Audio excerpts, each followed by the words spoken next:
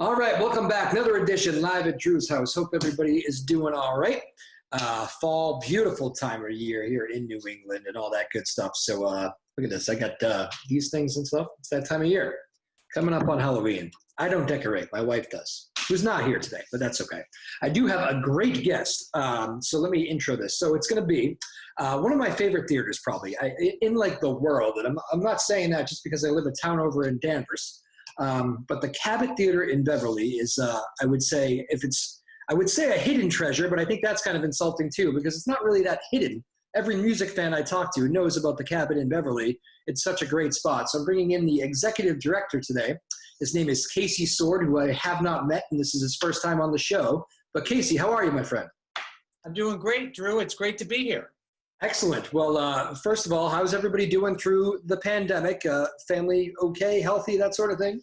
We're doing fine, thanks. We're navigating the situation the best that we can, but all are healthy and well. Good. Are we talking? And we're talking to you from Beverly. I see the sign in the background. That's correct. I live in downtown Beverly, 3 blocks from the Cabot. 3 blocks. Okay, so you live close to work. It was always my dream to live and work in the same city, and this has been a great opportunity to do that. Beverly's an amazing, thriving place. We're lucky to be here. It is a great driving place. So how's the commute to work? Not too bad then? Not too bad. Yeah, it's about a 30-second drive and a 4-minute walk. Beautiful thing.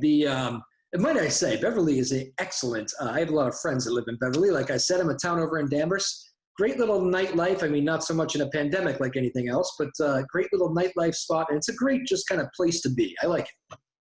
It is. You've got a nice mix of great restaurants and arts and culture and the beach and really wonderful community spirit here in Beverly, which has been just a wonderful thing to be a part of. Absolutely. All right. Well, Casey, let's get to what I really kind of opened the door to me having you on here for. I've had theater directors on just like you from other towns. John Moynihan is a friend from the Firehouse in Newburyport, who you might know. And I know that it is, I know that having a theater is not easy right now. You can't have people in. I know it's tough to meet the bottom line. And the one thing I love about people in your profession is you've kind of just pulled up the bootstraps and said, okay, how do we get creative and what do we do now?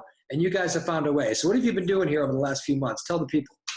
So it's been, it's been an interesting shift for us because we were used to doing 130 live events a year, and we were open every other day for movies or community events. So the Cabot, was literally never dark unless we were doing construction for the entire 5 years that I've been there. And even the Magic Show, who was there before us, they had a tradition of running 7 days a week. They had the Magic Show on Sundays, and they ran movies the rest of the week. So the Cabot, has been really this, very consistent cornerstone of the cultural life of Beverly for almost, it's 100 years this year that the Cabot has been there. So for us, we shut down on March 13th, the day we were supposed to have a sold-out show with Postmodern Jukebox, which is now rescheduled for next October. Can I stop you right there for 1 second? Because I'm always fascinated by that point right there. Because for me, it felt like the whole world just like stopped in its tracks. And I think for a lot of people, they just said, "Oh man, this is actually happening." And what was that moment like for you? Did it feel that way? It did. The reality of it started to sink in for me, about a week or so before. We were having these conversations like, that we need to start projecting what a worst case scenario might look like, if this were to come to fruition for us. So we had already started, kind of crunching some numbers and trying to figure out what we would need to do if we had to shut down. And like everybody else, we had come up with a plan to enhance our cleaning protocols and safety precautions and things like that, because we weren't thinking we were going to close. And then about 2 days before, it became pretty apparent that was likely to happen. So, but the shock of all of it, I remember we had our last concert. It was on Thursday, March 12th. We had it with Rome and Duddy from Sublime and with Rome and Dirty Heads, and it was a great show. A lot of people came out. And I was sitting in the back having a beer, I said, this might be the last time we do this for a very, very long time. It was a very bittersweet and kind of sad feeling that I had just standing in the back and seeing my whole staff, everybody with my staff was there. And I said, I don't know when we're going to be back doing this. And I think at that time, 7 months, I didn't think it was going to be even this long that we've been in it now. But as things have progressed and unfolded, that has been the reality for us. And so kind of early on, we did a lot of fundraising early on. We had to let go of most of our staff who were in the event part, that just worked events. And we've been able to maintain kind of the core of our staffing, thanks to being able to raise some money through donations, and we did the PPP and some of the government programs that were available, and so we've maintained a really great core of creative staff, and we said, we can't just go dark, and we don't ever want people to think of the Cabot as a place that actually went dark. And so we were always trying to think of ways that we could stay connected to our audience. So the first stuff that we did was virtual movies. So we started partnering with all of our friends in the movie business that started releasing films, and we were doing these direct movie rentals with our customers, and that was very successful, especially in the very beginning when no one was leaving their house. People were at home renting our movies. Once we got into July, we started to have a little bit more free movement, and we were going to be allowed to do some things outdoors. Restaurants were starting to do outdoor dining, and we had a great conversation with our friends at Historic Beverly, who run the Hale Farm, about a potential collaboration. So I've lived in Beverly for a couple of years now and worked at the Cabot for 5, and I didn't really fully appreciate what that space was like. But we quickly realized that it was a place that we might be able to do some small outdoor concerts and trying to figure out a way to do that safely. So the concept really is, we call it the porch sessions, because they got this brand new back porch there, and they're a nonprofit historic property just like the Cabot. So we like the tie-in. We wanted to help support them this year, as their revenues are way down just like ours.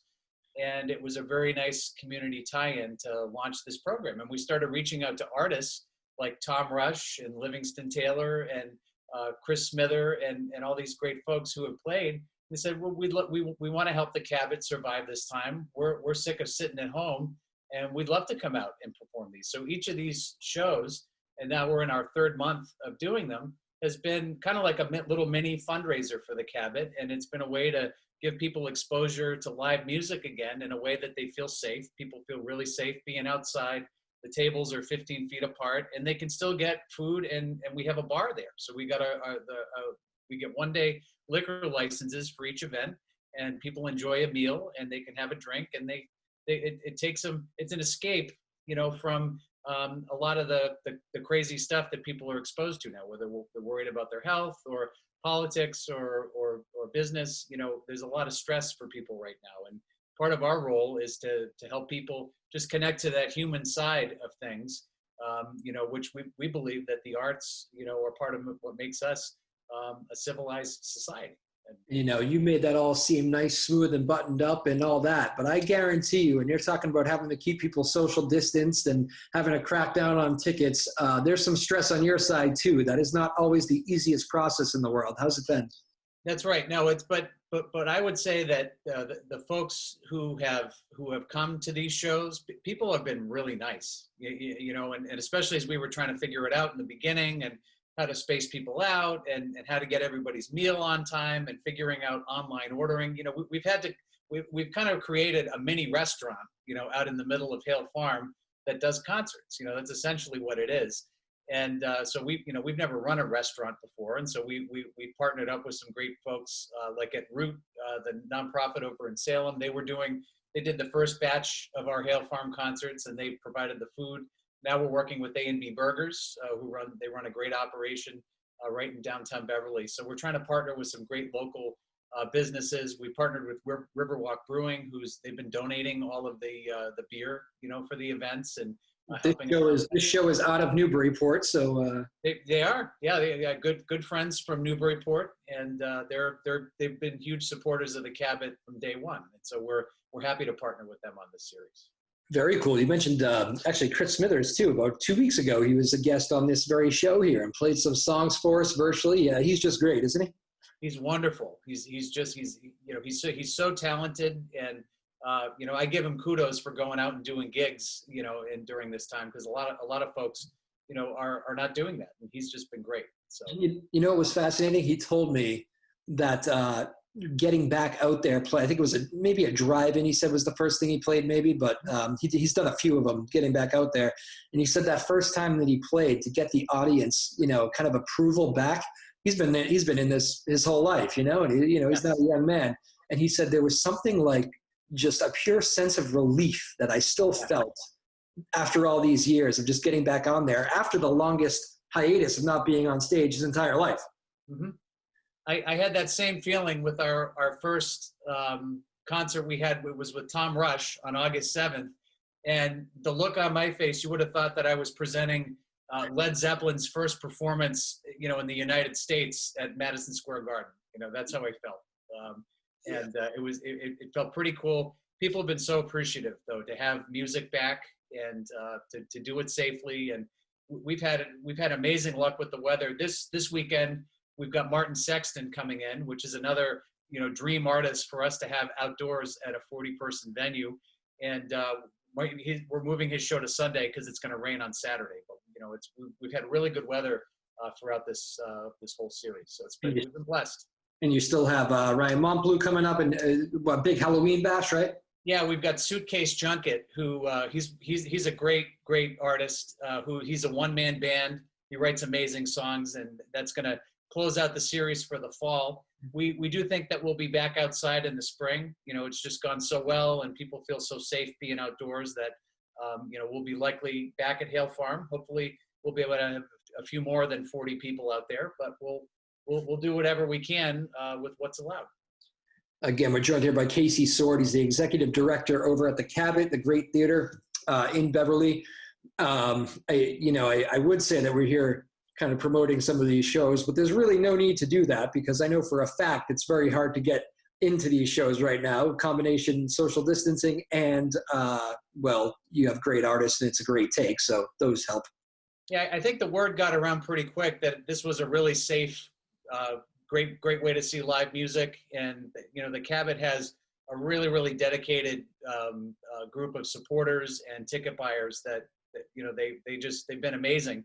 The Cabot was really born out of community spirit back 6 years ago when our small group of founders got together and they started reaching out to the community, and they had a buy a seat campaign where every seat was purchased on the orchestra level with a $500 donation. And that was just people in the community coming together. So the community really feels like they own this theater. And we like to make them feel like they do, because we wouldn't be here without them. And they value this place very much. There really is some just a real truth to that. I just think about, I always say when I go there, it kind of has that, and I live 5 miles, you live 5-minute walk, you said, but so it's like a home kind of place for me too, but it does have that vibe of this is part of the town. It's part of the community. It's a fabric of I can't picture going through downtown Beverly and not having your place there. I guess that kind of tells you all you need to know. Without it, it's kind of something's missing. And no, absolutely. It's amazing that it's been preserved. So this is our 100th anniversary. And the kind of the interesting thing about that is back early on in the pandemic, we were talking about, what are some things we can be doing. And one certainly was to continue our construction projects. And so right now in the lobby of the Cabot, we are restoring the historic lobby. The Cabot opened on December 8th, 1920. And the kind of interesting thing about the Cabot's history is the guys who built the Cabot, they built it in response to the flu pandemic of 1918 as a way to get people to come back to movie theaters. So think about these guys that were building it, 100 years ago. How are we going to get people back into the movies? We have to build this big palatial thing that people are going to be excited to see. And they built it and it worked, and people came out in droves. And in some respects, with our renovations, we're doing the same thing 100 years later with another pandemic. And so we're really excited. That project should be wrapped up in December sometime. We're going to find ways to get the public in there so they can see it and experience it safely, whether we reopen for movies or we find another way to do it. We want people to see what we've been up to in there. In 100 years, you guys are going to be in the news in December now, too. Absolutely. And we're going to be doing a celebration. You know, it had been our plan to do a large kind of gala type of event to raise money for future projects and the operations of the theater. And we're doing it all virtually this year. We're doing it on December 3rd, which is a Thursday night. And we're going to be announcing very soon a really strong group of artists some who have played the Cabot, some have not played the Cabot, but are really top shelf performers that we would dream would play the Cabot someday. And people have been really excited to, kind of donate their time to help support our event. So it's going to be a really exciting event. It's going to be free to the public, so anybody can tune in and watch. And we'll be trying to raise money to keep us going for another 100 years that night. Absolutely. One of the, again, Casey Soward joining us, executive director of the Cabot in Beverly, the great theater. Is it a group effort? I've always wondered, because you guys like kind of pride yourself, I don't think you'll correct me on this, in getting great guests, like great artists. I sometimes I'll look at a month or 2 months ahead, let's see who's coming in, and I'll be like, my goodness, what a list of artists coming in. And I'm talking pre-pandemic times, obviously. And these, kind of pandemic projects as well, but mostly beforehand. Like the list of artists that you would bring in on every single week always really impressed me and impressed the music fan. Is that a group effort? Is that all you? Who's behind all this? Yeah, well, it's absolutely a group effort. We have an incredible staff at the Cabot, that have a lot of creative ideas. We're in great partnerships in the music industry, and we have a booking partner that we work with, who's out of New Hampshire, who's very helpful in this. And so, my thinking on this from day one was that this is a big thing, and seeking out really good, strong partnerships for the Cabot, that would get us into good relationships with artists and management, and having great marketing to accompany that programming was going to be the secret for rebirthing this theater. And it's worked really, really well. And having those names on our marquee week in and week out, and having a different audience, one night having a jazz audience, and then the next day you've got Ace Frehley, and then maybe the next day it's a Sunday and you've got the symphony in there doing an afternoon concert. That has always been kind of the vision, that the theater would be, that if you look at the theater, and you look back onto the community, that it's a reflection of what the community looks like. And we're able to do that through our film programming and through the live event programming, and serving people of all ages and demographics and race. And, we want to be a place for everybody in our community. And that's always been our vision. And that vision is only, I think, more important now with all the division, that there is in the world. We want to be a place for healing and bringing people together. And obviously people are craving live music, so there is a demand for that through all this. But you've mentioned it a few times. It struck me when I talked to John Moynihan. He went out of his way 3 times to talk about how the people of Newburyport keep coming up to him asking, what can we do? How can we help this next project that you want to do? This, and it seemed like the community was, as much as the theaters have been there for the communities, it seems like this is kind of the payback here a little bit. Are you feeling that as well too? The community is just really open arms to you guys? Absolutely. People are stepping up in extraordinary ways, whether they're people in our local community, whether it's the artists that are, donating their time to our event, or coming to Hale Farm and playing for 40 people. Everybody is paying it back to the Cabot this year. And I think that's a result of, good relationships over the years, and people that really see the value of these types of venues in their community. And the artists need us just as much as we need them. If they don't have a place to play, then it's going to be tough for their career too. So we have a lot of really great relationships, both with our local community and the larger performing arts community, and it's been a wonderful thing. Yeah, I kind of figured that too, because some of these artists that you have in there are used to playing to, maybe not stadiums all the time, but crowds of hundreds and packed theaters. And Yes. so we'll be playing to these smaller crowds because of social distancing. I mean, there's only so much, dough that can go around. They must be taking cuts as well. And you're noticing that most of them are doing it welcomingly and with a Yeah. smile. Yeah. Any artist that you'll see at Hale Farm has taken a significant pay reduction to do it. And, they do it in the spirit of collaboration and trying to help each other get through this. And so it's been really nice and heartening to see that.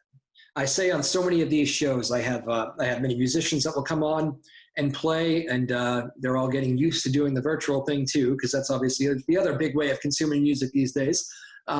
But they'll come on here and play. But I do notice, and I tell even the musicians this, it seems like, especially when we were deep in that pandemic and we were getting a little bit looser with the rules, but people were turning to the arts, people were turning to the musicians. You had group watching events, of favorite musicians. And when people were in their time of need, they really did turn to these musicians. And I just think it really rubs off well in the music community that they're kind of getting us through this in a lot of ways. Absolutely. And, it's been really great because, typically when there are hard times in the world, people are able to go to places like the Cabot and enjoy them and reconnect with humanity. And so it's still important to find ways to do that, even if we can't have the theater open right now.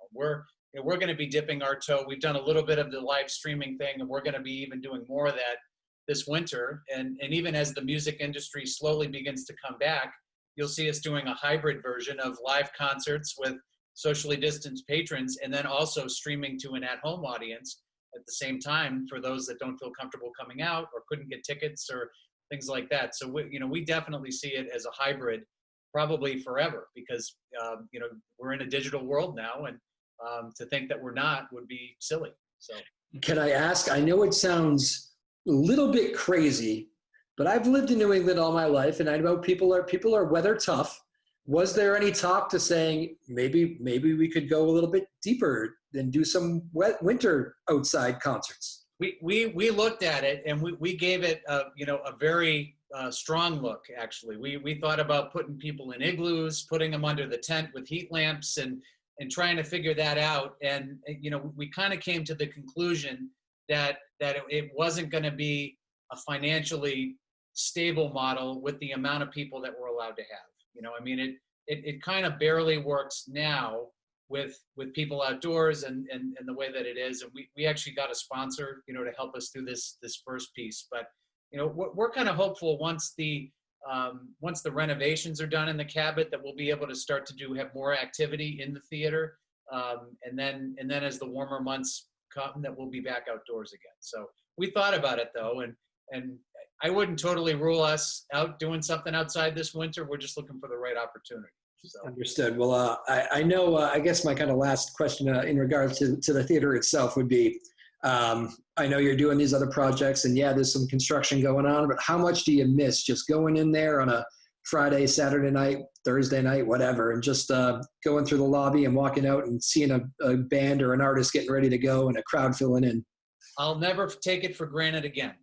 That's for sure. I think if there's one thing from this year that's shown everybody is that you need to appreciate what you had and hope that it can come back.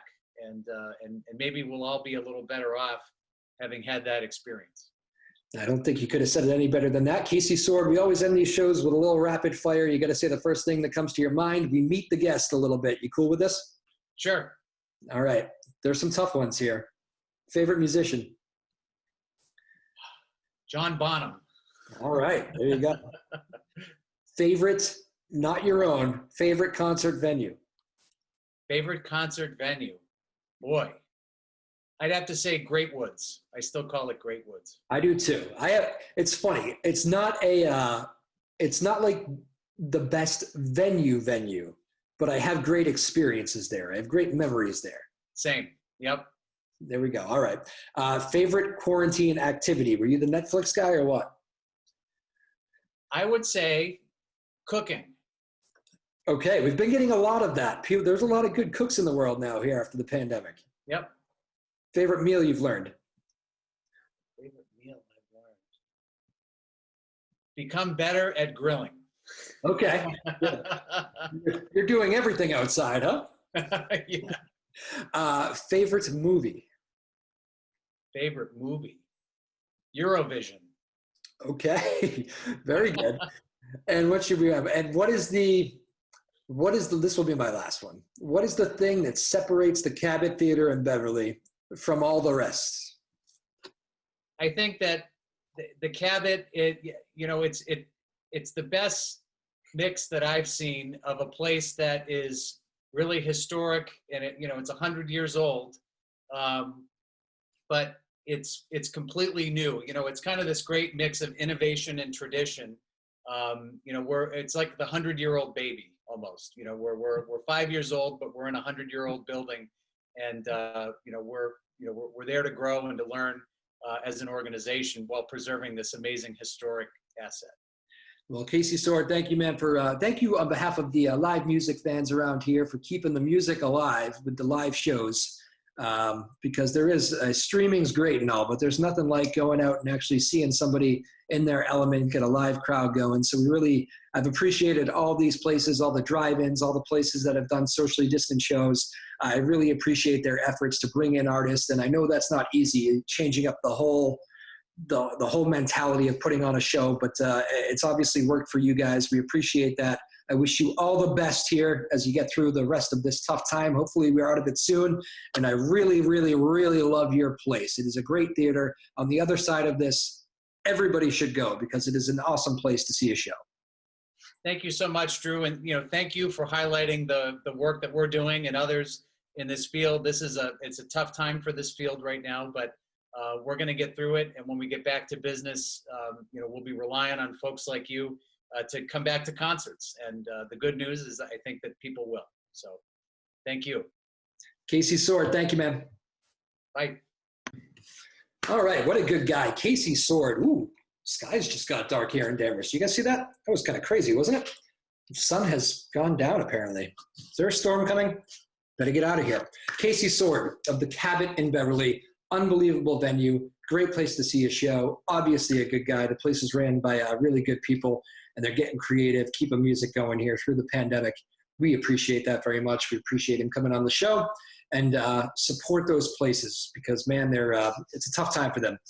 It's what they do. They have people in. That's how they make business, and that's how they make money, and they're not allowed to do that right now unless they get creative like this. So support those places if you can. The Cabot in Beverly. Big thanks there to Casey Soward. What a good guy, and thanks for coming on. Another great week of shows, everybody. Thanks for joining us live from Drew's house. My dog Mookie's coming over to say goodbye. He made a little appearance there, I think, in the middle. But we'll see you next week, all right? Have a good weekend, everybody. Bye-bye now.